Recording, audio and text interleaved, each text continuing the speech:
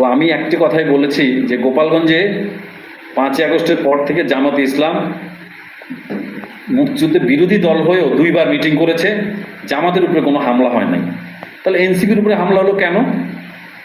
ওই যে তারা উত্তেজিত কথা বলেছে, ওই যে একটা কথা বলেছে না, মানুষের ভালোবাসা অন্যরকম। এই জন্য মানুষ যাকে ভালোবাসে তাকে নিয়ে কথা বলতে নাই। তারা যদি ওই জায়গায় যেহেতু মিটিং তাদের প্রচার করেই আসতো, গতানুগতিক যে কথা সেই কথাগুলো বলতো, যেমন নাহিদ ইসলাম হাসনাত আবদুল্লাহ বা ওই মেয়েটার কাছ থেকে অনেক ভালো বলেছে, হ্যাঁ, ওইভাবে কথাগুলি বলে কিন্তু চলে আসতে পারত। কিন্তু তারা সবাইকে উত্তেজিত করে ফেলছে যে মুজিববাদী আস্তানা ভেঙে দাও, গুড়িয়ে দাও, এতে কিন্তু তারা শঙ্কিত হয়ে গেছে। তারপরে যা হওয়ার তাই হয়েছে।